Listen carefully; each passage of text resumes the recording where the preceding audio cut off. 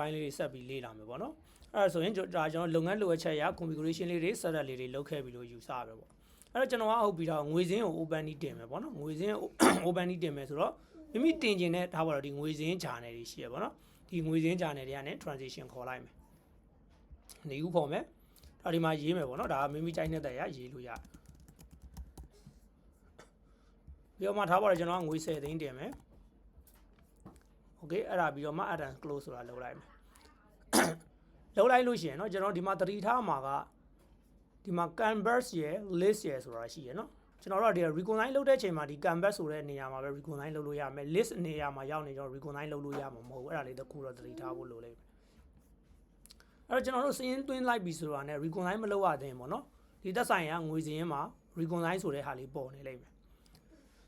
်အဲ့လိုပဲကျွန်တော်တို့သွင်းထားတဲ့စရင်းတွေကိုကျွန်တော်တို့ကဒါသိကျင်တယ်ဆိုလို့ရှိရင် transition ဒီအဆက်လေး30ကိုနှိပ်လိုက်ပေါ့နော်မိမိစင်တဲ့ transition ဒီကအဆက်လေး30ကိုနှိပ်မယ်ပြီးတော့မှ transition ကိုလာနှိပ်လိုက်လို့ရှိရင်ဒါကျွန်တော်တို့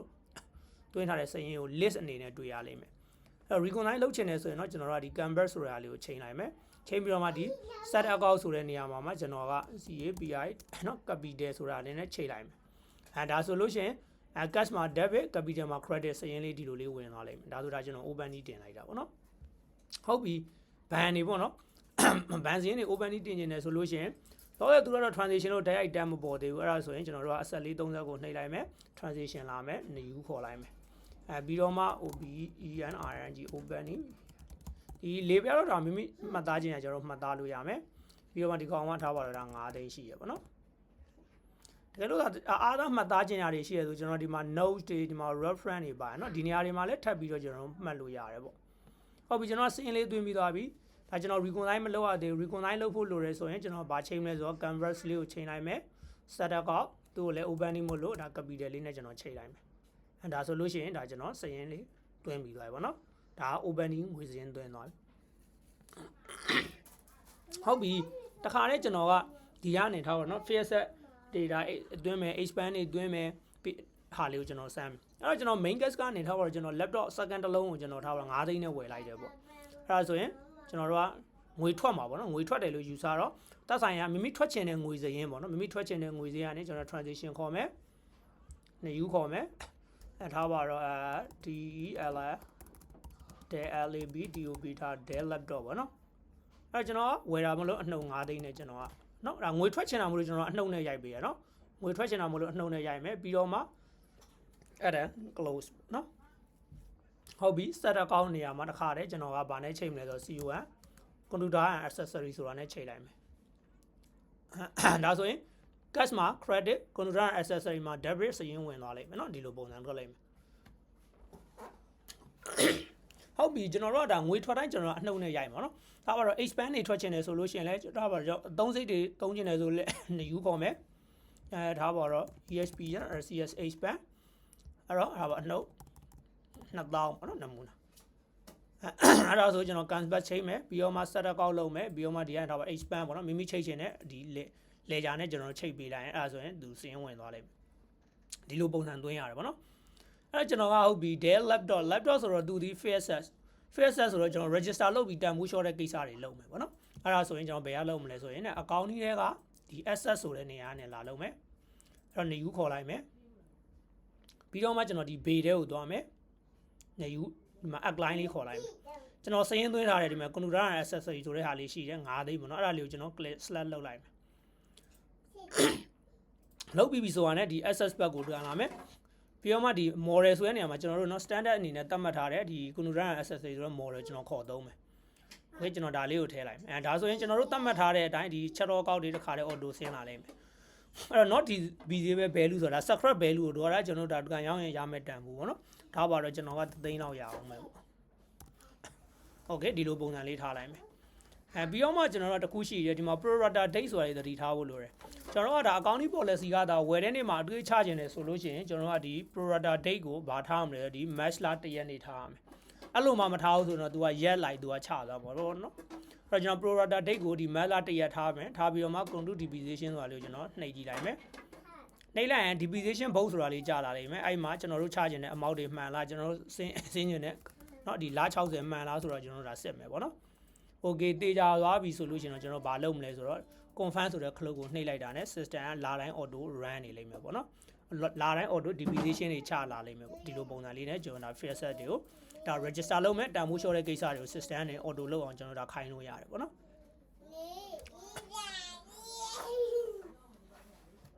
ဟုတ်ပြီအဲ့ဒါပြင်ကျွန်တော်ဘာတွေဆက်လုပ်လို့ရသေးလဲဆိုတော့ကျွန်တော်ဒါ custom statement တွေဆွဲခြင်းလဲဆိုတော့လဲကျွန်တော်တို့ဒါဆွဲလို့ရတယ်ပေါ့နော် custom statement တွေဆွဲမယ်ဆိုလဲဆွဲလို့ရတယ်အဲ့တော့ထောက်ပါတော့ကျွန်တော် custom statement ဆွဲခြင်းလဲဆိုရင်ဒီကနေနော်အဆက်လေး30ကိုနှိပ်လိုက်မယ် transition ခေါ်လိုက်မယ်ဒါဆိုသူ list အနေနဲ့ရောက်နေလိမ့်မယ်နော် list အနေနဲ့ရောက်နေမယ်အဲ့တော့ statement ဆိုတဲ့နေရာမှာကျွန်တော်ကထားပါတော့ဒီနေ့ date ပဲဆိုပါတော့နော် mass 29နေ့3ည26နော်ကျွန်တော် create ဆိုတာလေးလုပ်လိုက်မယ်ဒါကျွန်တော် statement ဆွဲမယ်ဟာလေးเนาะပြီးတော့ save လိုက်မယ်ဟုတ်ပြီဒီပထမဆုံးမှာတော့သူက save နေလိမ့်မယ်เนาะအဲ့တော့ဒီ transition 3ချောင်းဒီဒါ match လ29ရက်နေ့သက်ဆိုင်တာထွက်တယ်မလို့ကျွန်တော်က match လ29ဆိုတာလေးနဲ့ကျွန်တော် like ချိတ်ပေးလိုက်မယ်အဲ့တော့တေချာတဲ့ channel transition တွေမှာနီနေလိမ့်မယ်เนาะနီနေလိမ့်မယ်ဘာလို့လဲဆိုတာကျွန်တော်တို့ရဲ့ running balance ကိုကျွန်တော်တို့ကထည့်ဖို့လိုသေးတာเนาะအဲ့တော့ကျွန်တော်ကဒီနောက်ဆုံးနီနေတဲ့အကြောင်းလေးကိုနှိပ်လိုက်မယ်နှိပ်ပြီးတော့အပေါ်မှာပေါ့နော် running balance ကတဲ့သူက4,800,000ကျန်ပါတယ်လို့ကျွန်တော်တို့တော့တယ်အဲ့4,800,000ကကျွန်တော်ဘယ်မှာလာထည့်မလဲဆိုတော့ဒီ annual balance မှာလာထည့်လိုက်ထည့်ပြီးတော့ကျွန်တော်စေးလိုက်မယ်ဒါဆိုရင်ရပြီပေါ့နော်အဲ့ဒါနဲ့ပြီးတော့မှဒီ statement ဆိုတဲ့ဟာလေးကျွန်တော်နှိပ်လိုက်မယ်โอเคအဲ့ဒါဆိုရင် PDF file လေးတစ်ခုကြာလာလိမ့်မယ်ပေါ့နော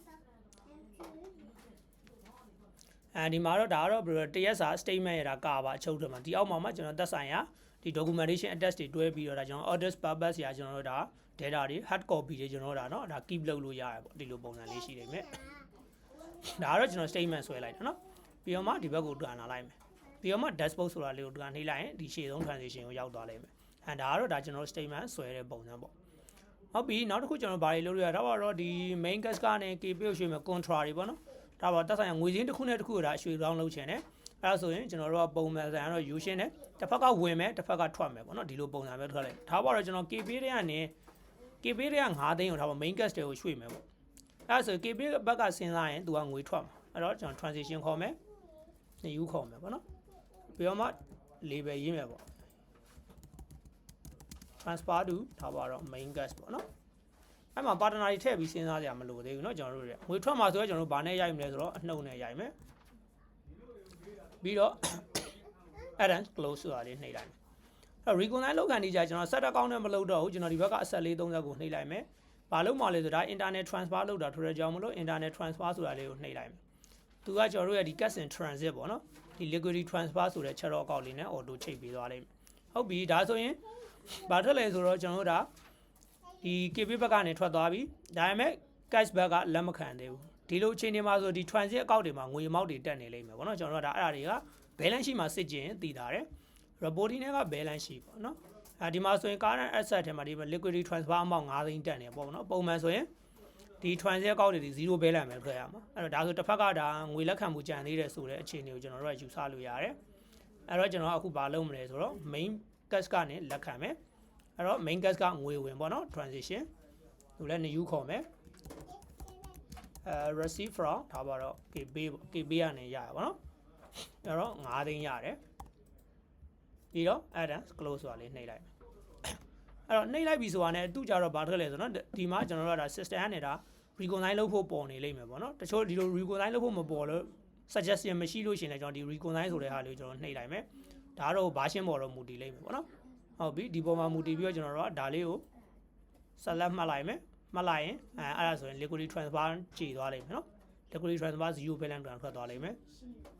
reporting ကနော်ဒီမှာဆိုလို့ရှိရင် liquidity transfer 0ထွက်သွားလိမ့်မယ်ဒါတော့ဒါကျွန်တော် internet transfer လုပ်တဲ့ကဏ္ဍတွေပေါ့ဟုတ်ပြီ customer banner တွေ create လုပ်ချင်တယ်ဆိုလို့ရှိရင်လည်းကျွန်တော်ဒီမှာ customer တွေက customer new ခေါ်မယ်သူက person လားပေါ့နော်ထားပါတော့ company လားเนาะကျွန်တော်တို့ဒီမှာ name တွေရွေးမယ် email တွေထည့်မယ်ဖုန်းနံပါတ်တွေထည့်မယ်လိပ်စာတွေထည့်မယ်ပေါ့နော်ဒီ other information တွေဒါထည့်ခြင်းတယ်ဆိုလို့ရှိရင်လည်းကျွန်တော်ဒီ note ဆိုတဲ့နေရာတွေမှာကျွန်တော်လာပြီးတော့ထည့်လို့ရတယ်ပေါ့နော်အဲ့ဒါပြင်ဓာတ်ပုံတွေထည့်မယ်ထည့်ပြီးကျွန်တော် save လိုက်တယ်ဆိုတာ customer တယောက်စောက်လုပ်ပြီးသွားလိမ့်မယ်အဲ့လိုပဲ banner တွေစောက်ခြင်းတယ်ဆိုလို့ရှိရင်လည်း banner တွေက banner new ခေါ်မယ်เนาะဒီမှာလာပြီးတော့ကျွန်တော်တို့ထည့်မယ်ပေါ့နော်အဲ့ဒါဆိုတာ banner တယောက်စောက်လုပ်ပြီးသွားလိမ့်မယ်ဒီလိုပုံစံထွက်မယ် နောက်ဆုံးကျွန်တော်စရင်ညှိလိုက်နေတာ adjustment လုပ်ချင်တယ်ပေါ့နော်ဒါမှမဟုတ်ရှင်လေဒီငွေစင်းကိုမထိတဲ့စရင်တွေကို open တင်ချင်တယ်ငွေစင်းကိုမထိဘူးပေါ့နော် open တင်ချင်တယ်ဆိုရင်လည်းကျွန်တော်တို့ဒါအကောင့်နည်းတွေကဒီ journal entry ဆိုတဲ့နေရာနေယူခေါ်မယ် reference တွေမိမိကြိုင်းတဲ့သက်ရရေးလို့ရမယ်ပြီးတော့ကိုကဘယ် journal နဲ့စရင်ညှိမှာလဲပေါ့နော်တကယ်လို့ဒါစရင်ညှိဖို့အတွက် journal တီးတန်းရှိရဆိုရင်ဒီမှာ adjustment ဆိုတဲ့ journal တွေပါရွေးပေါ့နော်ဥပမာကျွန်တော်ဒါပါတော့recipe ပဲမှာเนาะပါတနာကထားပါတော့ကိုဒါနမူနာတော့เนาะထားပါတော့ OPENING open RE CIV ပြ open recipe ပဲပေါ့เนาะအဲ့တော့ double side မှာကျွန်တော်ထားပါတော့ဒီလိုပုံစံတွေပေါ့เนาะကျွန်တော်အောက်ကနေထပ်ထည့်သွားမယ်နောက်ဆုံးထားပါတော့ကျွန်တော်နမူနာ capital ပေါ့เนาะ capital မှာ credit ဒီလိုပုံစံညှိပြီးတော့ post ဆိုတော့နှိပ်လိုက်ရင်ဒါကတော့စရင်ညှိနိုင်တဲ့ကဏ္ဍတွေပေါ့เนาะကျွန်တော်ဒါ